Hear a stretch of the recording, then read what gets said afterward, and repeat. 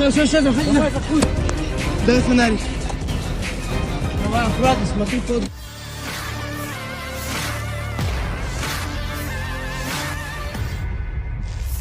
Angkatan bersenjata Rusia merilis rekaman momen bentrok antara paritnya dengan tentara Ukraina.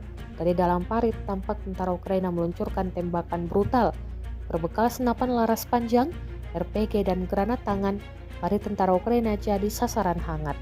Rekamannya beredar di Telegram pada Minggu 10 November 2024. Dalam keterangan unggahan disebutkan inilah pekerjaan kelompok penyerang Rusia di arah Saporosi. Operator UAV Rusia dengan tanda panggilan Yakut mengoreksi semua pekerjaan.